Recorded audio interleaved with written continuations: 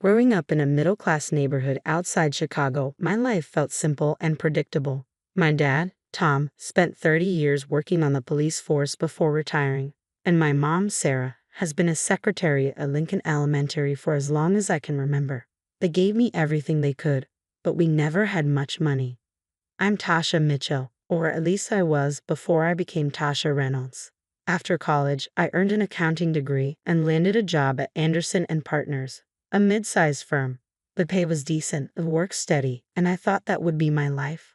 Wake up, go to work, come home, and repeat. But that all changed one rainy Tuesday in October when I literally bumped into Marcus outside Starbucks. I was rushing for my morning coffee before work and he was headed to some important meeting. My coffee splashed all over his expensive suit, and I could have crawled into a hole right then and there. "I'm so sorry," I said, frantically dabbing at his jacket with napkins. "I'll pay for the dry cleaning, I swear." Instead of getting mad, he laughed. "Don't worry about it, but you could make it up to me by having dinner with me tonight." One dinner turned into several, and Marcus was unlike anyone I'd ever dated. He was the son of James and Victoria Reynolds, owners of Reynolds Industries, one of the largest manufacturing companies in the Midwest. But Marcus never made me feel beneath him. He loved that I came from a real family, as he put it. Then came the day I met his parents at their mansion in Lake Forest. I'll never forget the way Victoria looked at me, like I was something stuck to her shoe. "So Tasha," she said, swirling her wine glass, "Marcus tells us you're an accountant." "Yes, I am," I replied, trying to keep my composure. "How practical," she said, her smile as thin as her tone. "When I told her about my dad being a retired cop and my mom a school secretary, you'd think I'd confess they were criminals." James barely spoke to me during dinner, only addressing Marcus about work. 3 months later, when Marcus proposed, I said yes without hesitation, convinced I could win over his parents with time. I thought love would be enough. After our honeymoon in Bali, Marcus and I moved into his luxury apartment in downtown Chicago. The place was bigger than my parents' entire house, with floor-to-ceiling windows overlooking Lake Michigan. It felt like I was living in a dream. 2 months after the wedding, I found out I was pregnant. Marcus was over the moon, spinning me around our enormous living room when I told him. Even Victoria and James softened a bit. The Victoria couldn't help but remark, "Well, at least the child will have good breeding on one side." Our son, James Jr., or JJ as we called him, was born on a snowy December morning. The moment I held him, nothing else mattered. Not Victoria's constant criticisms, not the whispers at Reynolds Industries about the accountant who married the boss's son. JJ was perfect. The first 2 years of parenthood were good. Marcus was a natural with JJ, coming home early to play with him, reading him bedtime stories, and taking us both to the park on weekends. Marcus thrived as the financial director at Reynolds, and I worked part-time from home as an accountant while taking care of JJ in our home. Victoria and James might not have liked me, but they showered their grandson with expensive gifts and insisted on regular visits. But something shifted around Jay's third birthday. Marcus began coming home later and later, always with the same excuse. "Big project at work, honey. You wouldn't understand." The man who once rushed home to see his son now barely made it in time for bedtime. Then came that Thursday when Victoria showed up unannounced at our apartment, her air scarf perfectly arranged despite the wind. "Would you care to explain," she said, walking in without waiting for an invitation, "why you weren't at the company's annual gala last night?" Confused, I stared at her. "What gala?" "Don't play dumb, Tasha," she said, her eyes narrowing. "The Reynolds Industries anniversary gala. Every executive and their wife was there, except you." My stomach sank. I didn't know about any gala. Victoria's eyes narrowed further. "Marcus said you weren't feeling well." "Are you telling me my son lied?" she asked, her voice growing sharp. That night, I waited up until Marcus came home at 11:30 p.m. He loosened his tie as he walked in, stopping short when he saw me sitting in the dark living room. "Why didn't you tell me about the gala?" I asked quietly. He sighed, pouring himself a scotch. "Look, Tasha, let's be honest. You wouldn't have fit in. The other wives know how to carry themselves. They discuss art, wine, summer homes in the Hamptons. What would you have talked about? Your dad's police stories? Your mom's work in the cafeteria?" His words felt like a slap in the face. "I'm your wife, Marcus. You're supposed to be proud of me, not ashamed." "I was proud of you when we were dating," he replied. but I'm the financial director now. I need a wife who can be more. I went to bed crying that night, telling myself it was just work stress, that things would get better. But deep down, I knew something had broken between us, something I wasn't sure could be fixed. It was a Tuesday when my world fell apart. Marcus texted that he was working late again, and I was cleaning around the apartment when I came across his open laptop on his desk. I'd never snooped before, but something about the screen caught my eye. I sat down at his desk, my heart pounding, and that's when I saw it. An email thread with someone named Sophia Loran. My hand shook as I read their messages. Hundreds of them, dating back months. Sophia had been hired a year ago as a new marketing executive at Reynolds. They spoke about me like I was a joke, the simple-minded wife who had no idea what was going on. There were pictures of jewelry Marcus bought her, weekend trips he took with her while telling me he was at business conferences. I stayed up all night, copying everything to a USB drive, printing key emails, taking screenshots. When Marcus came home at 7 a.m., his shirt wrinkled and tie loose, I was sitting at the kitchen table with the evidence spread out in front of me. Care to explain? I asked quietly, holding up one of the printed emails. He laughed, as if it was a casual conversation. Come on, Tasha. Did you really think you were enough? Sophia is everything you're not. Sophisticated, sexy, exciting. When's the last time you even tried to look good for me? I've been taking care of our son while you've been screwing around, I shouted. Marcus poured himself a coffee like we were talking about the weather. Here's how this is going to work. You'll stay my wife on paper. It's better for my image at the company. Sophia understands. And hey, he added with a nasty grin, maybe I'll even find time for you occasionally, if you're lucky. Tears blurred my vision as I grabbed JJ's backpack, stuffing clothes inside. JJ was still asleep, clutching his favorite teddy bear. I gently woke him. Baby, we're going to visit Grandma and Grandpa for a while, okay? Marcus leaned against the doorframe, watching us. You'll be back. Where else could you possibly go? I walked past him, taking my son and my purse, along with the USB drive, and didn't say another word.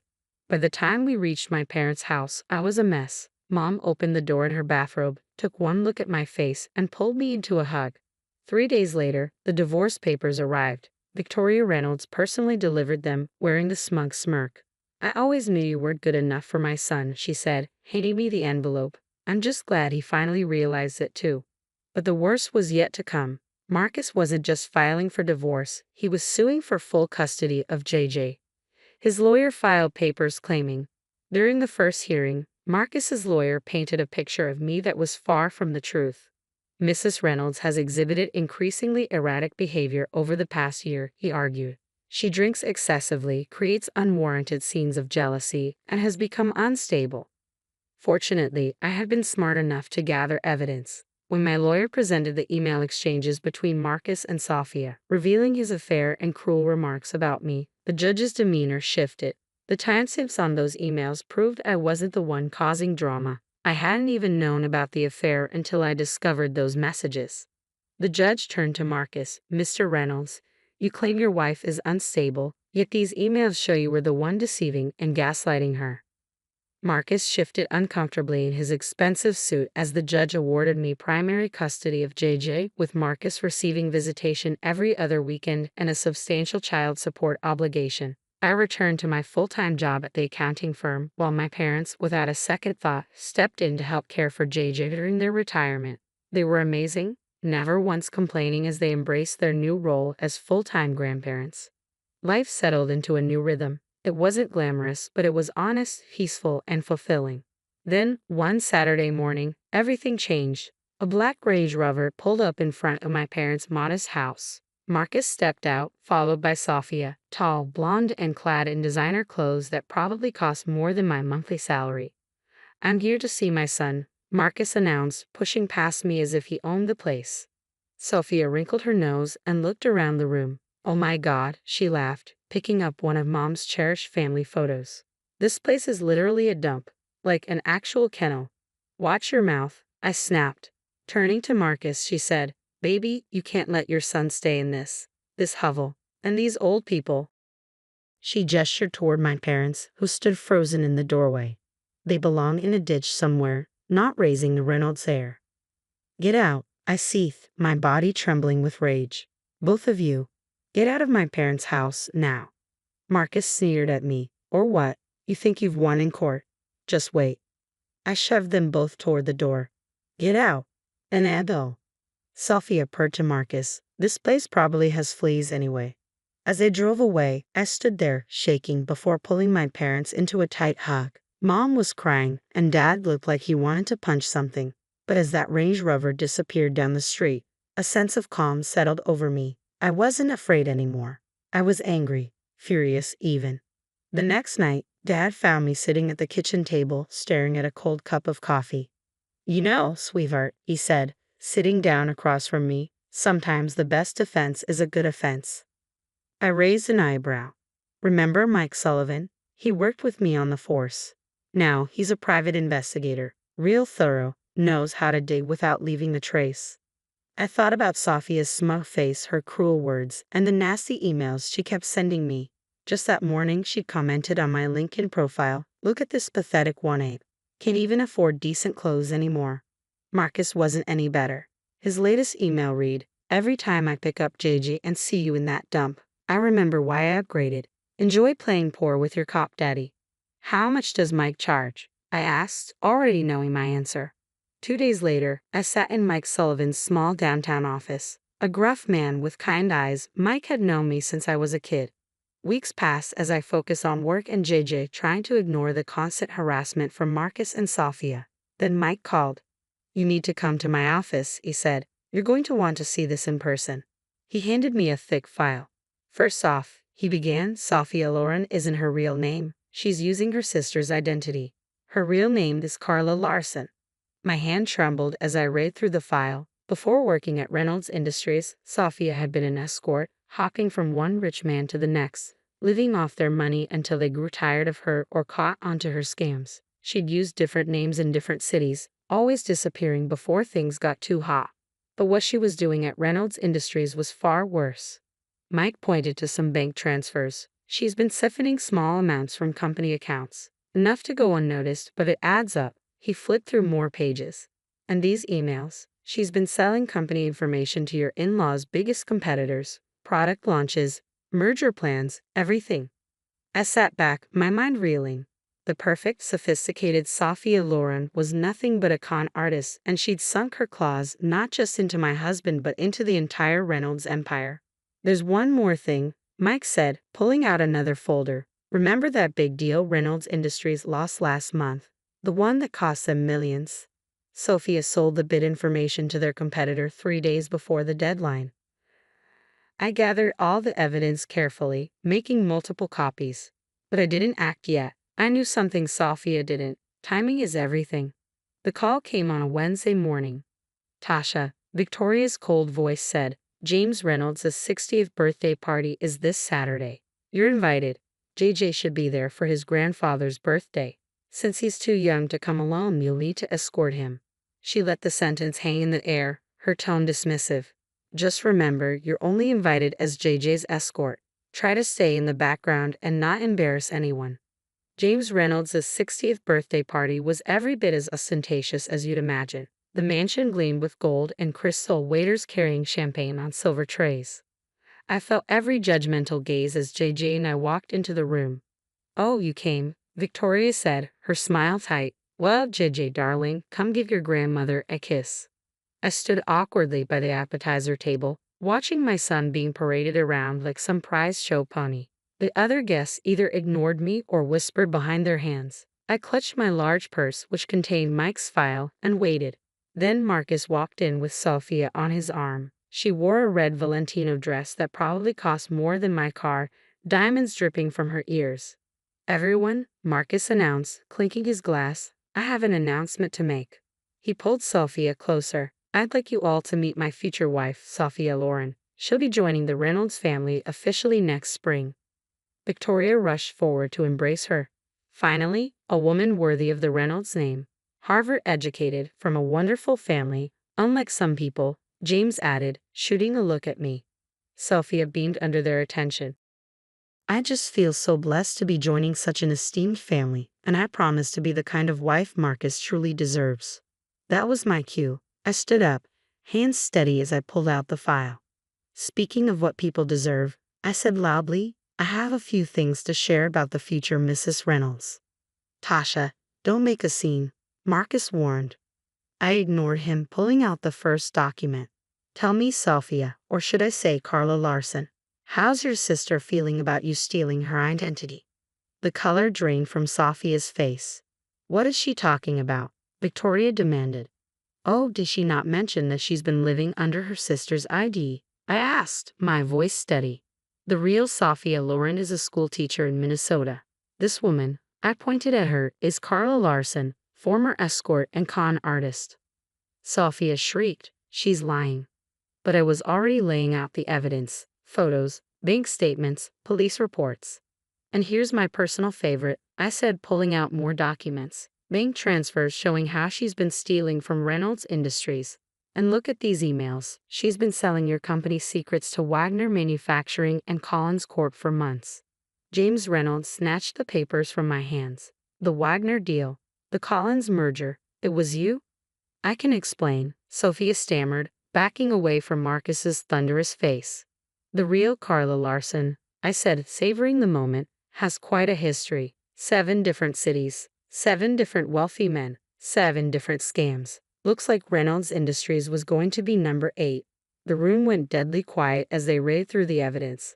Marcus's confusion, Victoria's horror, James's growing rage, and Sophia, her perfect mask cracking as her house of cards came tumbling down. The elegant birthday party dissolved into chaos in minutes. James Reynolds' face turned an alarming shade of purple as he read the documents. Get out, he roared at Sophia, who was still trying to stammer out excuses. Get out of my house before I have you arrested right here. James, darling, she attempted, reaching for his arm. These are all lies. I can explain everything. Explain? He shook the documents at her. Explain how you cost us the Wagner deal. That contract was worth $20 million. And Collins, they were our biggest competitor. And you've been feeding them everything. Victoria, who had been quietly reading through the escort service records, looked up, venom in her eyes. You common prostitute, she hissed. You thought you could con your way into our family. Sophia backed toward the door, her designer heels clicking sharply on the marble floor. Marcus, baby, tell them. But Marcus looked like he might be sick, staring at photos of Sophia, or Sophie, with various wealthy men over the years. If you're not off my property in 30 seconds, James said, his voice deadly quiet, I'm calling the police. And trust me, you'll be seeing plenty of our lawyers either way. After Sophia fled, James turned to his son, his voice low with fury. You brought this woman into our company, he said. Gave her access to confidential information, all because what? She was pretty, had nice legs. Dad, I didn't know. You didn't know. Didn't check. Just thought with your... He glanced at JJ and modified his language. With everything except your brain, you're fired, Marcus. Clear out your office by tomorrow. But Dad, and that apartment you're living in? Company property. Find somewhere else to live. Victoria, who had been uncharacteristically quiet, suddenly turned to me. Tasha, she said, and for the first time ever, her voice held genuine emotion. We owe you an apology, a significant one. You saved our company from God knows how much damage. James nodded solemnly. We were wrong about you. Very wrong. You've proven yourself more worthy of the Reynolds name than others. 3 days later, Sophia was arrested at O'Hare, trying to board a flight to the Cayman Islands. The evidence I gathered, combined with what Reynolds Industries lawyers uncovered, was overwhelming. She was facing serious fraud charges and massive fines. Marcus, I heard, was staying at a friend's condo while he looked for a new job. No other financial firms were eager to hire a man who'd been fired for such catastrophic negligence. It's been 6 months since James Reynolds' birthday party changed everything. I'm sitting in my new apartment. It's not as luxurious as the one I shared with Marcus, but it's perfect for JJ and me. The Reynolds family gave it to me as a token of appreciation for saving their company. The least we could do, James had said, handing me the keys. After everything, well, you understand. The apartment is in a nice neighborhood, close to good schools. Jay's room is decorated with superhero posters, and my little home office overlooks a park. It's not a penthouse with lake views, but it feels like home in a way the luxury apartment never did. Marcus moved to California last month. He calls JJ every Sunday at 7:00 p.m. like clockwork. Their conversations are short. Gigi is still too young to talk long on the phone, but at least he's trying to be a father, even from a distance. He never asks to speak to me, and that's fine. Some bridges stay burned. The biggest change has been with the Reynolds family. Victoria stops by at least once a week, usually bearing gifts for JJ and surprisingly for me too. Last week, she brought a beautiful orchid for my windowsill. The real shock came when Victoria and James invited my parents over for dinner. I was nervous. The last time they'd all been in the same room was at my wedding, where the class divide had been palpable. But something had shifted. I watched in amazement as James asked Dad about his years on the force, genuinely interested in his stories. Victoria and Mom talked about gardening, exchanging tips on growing roses. Sarah, Victoria said to my mom at the end of the evening, "You and Tom raised a remarkable daughter. I'm sorry we didn't see it sooner. We always knew what Tasha was capable of." Mom replied with quiet dignity, "Sometimes it just takes others a while to catch up. Life isn't perfect. I still have days when I miss the man I thought Marcus was, when I worry about JJ growing up with a long-distance father. But then I look at my son, happy and healthy, playing with his grandparents, all his grandparents, and I know we're going to be okay." Last night, I found JJ looking at an old photo of Marcus and me from our wedding day. "Do you miss Daddy?" he asked. I sat down next to him, pulling him close. "Sometimes," I said honestly. "But you know what? Life doesn't always go the way we plan. Sometimes it goes wrong before it goes right. The important thing is to stay true to who you are." Later, as I tucked him into bed, I thought about how far we'd come, from the simple accountant the Reynolds family once scorned to the woman who saved their company. Sometimes the happy ending isn't the one you expected. Sometimes it's better,